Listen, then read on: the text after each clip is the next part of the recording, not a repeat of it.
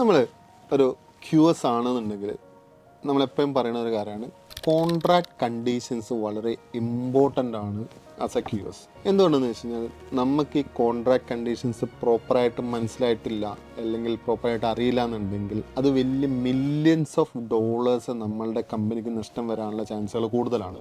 ഇതിലെപ്പോഴും മെയിനായിട്ടുള്ള അറ്റ്ലീസ്റ്റ് മെയിനായിട്ടുള്ള conditions, scope of work, payment terms, then duration of the project, then different escalations, claims, disputes, അങ്ങനെയുള്ള കുറച്ച് കാര്യങ്ങളുണ്ട്. ഇതൊക്കെ വളരെ ഇമ്പോർട്ടൻ്റ് ആയിട്ട് നമ്മൾ കൺസിഡർ ചെയ്യേണ്ട ഒരു കാര്യമാണ് പ്രൊജക്റ്റിലെ കോൺട്രാക്ട് കണ്ടീഷൻസ്. ഇതൊക്കെ എങ്ങനെയാണ് വരുന്നത് എന്നുള്ളത്.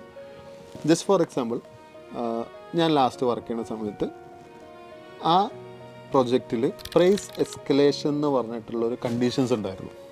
ആ പ്രൊജക്റ്റ് തുടങ്ങിയിട്ട് I think after 3 or 4 years ആയിട്ടാണ് ഞാൻ ആ കമ്പനിയിൽ ജോയിൻ ചെയ്യുന്നത് ആസ് എ കോൺട്രാക്ട് എഞ്ചിനീയറായിട്ട്. സോ ഞാൻ ആ കമ്പനിയിൽ പോയി. ഓഫ് കോഴ്സ് ഞാൻ ഏത് കമ്പനിയിൽ പോയി കഴിഞ്ഞാലും കോൺട്രാക്റ്റ് ഞാൻ പ്രോപ്പറായിട്ട് റീഡ് ഔട്ട് ചെയ്യും. ഫസ്റ്റ് ഓഫ് ഓൾ ഞാൻ ടീമിൻ്റെ അടുത്ത് എപ്പോഴും കോൺട്രാക്ട്സിൻ്റെ സിനോപ്സിസ് ഉണ്ടാക്കാൻ പറയും. സിനോപ്സിസിലെ മേജർ കോൺട്രാക്ട് കണ്ടീഷൻസ് ഞാൻ റീഡ് ഔട്ട് ചെയ്തിട്ട് പഠിച്ചെടുക്കും. അങ്ങനെ പഠിച്ചെടുത്തപ്പോഴാണ് ഞാൻ മനസ്സിലാക്കിയത്, after 12 months we can claim for price escalation. Price variations ഉണ്ടെങ്കിൽ അത് നമുക്ക് ക്ലെയിം ചെയ്യാൻ പറ്റും എന്നുള്ളത്. ഓക്കെ, അതുവരെ അങ്ങനെ ഒരു ടെർമിനോളജീസ് അല്ലെങ്കിൽ അങ്ങനെ ഒരു കണ്ടീഷൻസ് അവിടെയുള്ള ഒരാൾ നോട്ടീസ് പോലും ചെയ്തിട്ടില്ല. കോൺട്രാക്ട് കണ്ടീഷൻസ് അവർ വായിച്ചിട്ടുമില്ല, നോട്ടീസും ചെയ്തിട്ടില്ല. സോ ഞാനും എൻ്റെ ടീമും അത് വർക്കൗട്ട് ചെയ്തു.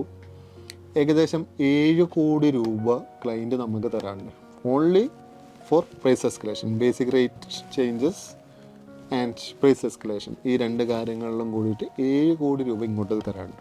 സോ ഇത് കമ്പനീസ് ഒരാളും നോട്ടീസ് ചെയ്തിട്ടുമില്ല, ആരും ഡിമാൻഡും ചെയ്തിട്ടില്ല, ഒന്നും ചെയ്തിട്ടില്ല. സോ ഇത് only because of conditions of contract ആ കമ്പനിയിലെ ആൾക്കാർ പഠിക്കാത്തത് കൊണ്ട് മാത്രമാണ്. ഇങ്ങനെ പല പല സ്ഥലത്തും പല പല കമ്പനീസിലും കോൺട്രാക്ട് കണ്ടീഷൻസ് മനസ്സിലാക്കാത്തതും പഠിക്കാത്തതും കൊണ്ട് മാത്രം മില്യൺസ് ഓഫ് ലോസസ് ഉണ്ടാവാറുണ്ട്. സോ ആസ് എ ക്യൂഎസ് നിങ്ങൾ എപ്പോഴും വർക്ക് ചെയ്യുന്ന സമയത്തും എപ്പോഴും കണ്ടീഷൻസ് ഓഫ് കോൺട്രാക്റ്റ് പഠിക്കുക, അതിൻ്റെ ഒരു സിനോപ്സിസ് ഉണ്ടാക്കുക. അത് നിങ്ങളുടെ ഒരു ബൈബിളാണത്. നിങ്ങളെപ്പോഴും നിങ്ങളുടെ കയ്യിൽ കൊണ്ടുപോകേണ്ട ഒരു സാധനമാണ്. അത് കൊണ്ടുപോയാൽ മാത്രമാണ് നിങ്ങൾക്ക് ആ കമ്പനിയിൽ കുറച്ചും കൂടി പ്രോഫിറ്റബിൾ ആക്കാനും കുറച്ചും കൂടി പൈസകൾ ഉണ്ടാക്കി കൊടുക്കാനും പറ്റുള്ളൂ. ക്യൂഎസിൻ്റെ പണി എന്ന് പറയുന്നത് വർക്ക് ചെയ്യുന്നത് എവിടെയാണോ ആ കമ്പനിയിൽ പൈസ ഉണ്ടാക്കി കൊടുക്കുക എന്നുള്ളതാണ്. അത് ഉണ്ടാക്കി കൊടുക്കണം എന്നുണ്ടെങ്കിൽ കോൺട്രാക്ച്വലി നമ്മൾ നല്ല സ്ട്രോങ് ആയിരിക്കണം, കാര്യങ്ങൾ മനസ്സിലാക്കിയെടുക്കണം, അത് പഠിച്ചെടുക്കണം. അങ്ങനെ പഠിച്ചാൽ മാത്രമാണ് നമുക്ക് എക്സ്ട്രാ സപ്പോർട്ട് കമ്പനിക്ക് കൊടുക്കാൻ പറ്റുള്ളൂ. അങ്ങനെ കൊടുക്കുമ്പോൾ മാത്രമാണ് നമുക്കൊരു എക്സ്പോണൻഷ്യൽ ഗ്രോത്ത് ഉണ്ടാവുള്ളൂ. അതർവൈസ് നമ്മളെല്ലാവരും ചെയ്യുന്ന പോലെ ചുമ്മാ കുറേ കാര്യങ്ങൾ ചെയ്യും പോവും. നമുക്കിങ്ങനെ കുറേ കാര്യങ്ങൾ അഡീഷണലായിട്ട് കമ്പനീസും ചെയ്തു കൊടുക്കാൻ പറ്റും.